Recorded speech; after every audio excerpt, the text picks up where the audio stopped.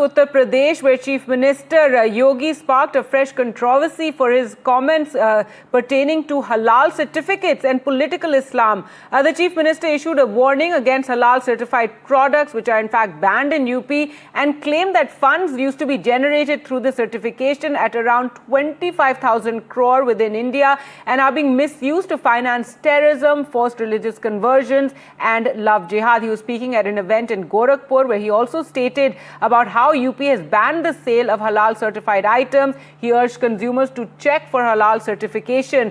He also cited the arrest of Jalaluddin as an example of action taken against those allegedly misusing such funds, and called for stricter measures against what he described as exploitation of the halal certification. Separately, he also raised the issue of political Islam, which he claimed has inflicted the greatest blow on Sanatan Dharma throughout history.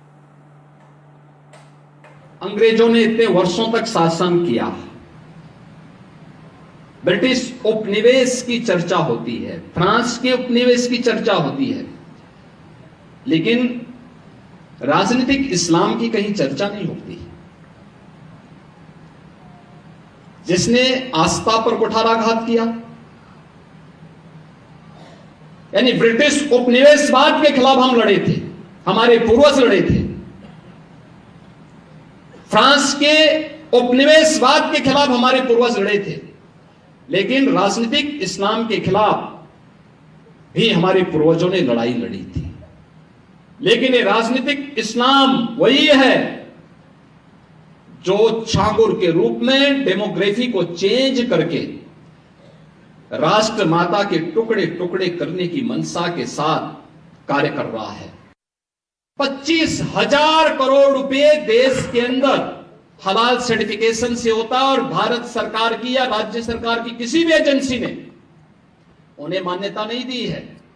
इस सारा का सारा पैसा आतंकवाद के लिए, love जिहाद के लिए और धर्मांतरण में दुरुपयोग होता है, और इसीलिए उत्तर प्रदेश ने इसके खिलाफ बड़ी कार्रवाई प्रारंभ की है कि हलाल सर्टिफिकेशन के नाम पर भारत के उपभोक्ताओं का शोषण करने वालों के खिलाफ सख्त कार्रवाई होनी ही चाहिए, और इस कार्यक्रम को हमें भी सतर्कता पूर्वक देखना चाहिए। कोई सामान खरीदते हैं तो जरूर देखिए कि जीएसटी हमें देना है। देखिए, ये झूठे नैरेटिव फैलाने में माहिर हैं। चीफ मिनिस्टर को बहुत समझदारी के साथ स्टेटमेंट देना चाहिए।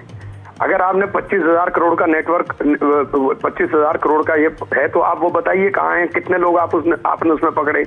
और मुसलमान अपने रिचुअल्स इनके कहने से बंद नहीं करेगा। मुसलमान के जो रिचुअल्स हैं उनको मानने के लिए कॉन्स्टिट्यूशन ने हमें इजाजत दी है। हम संविधान के अनुरूप काम करेंगे, संविधान से अलग काम नहीं कर सकते। और ये जो नफरत परोस रहे हैं हर वक्त मुसलमान के खिलाफ नफरत, इनके पास कोई एजेंडा नहीं है।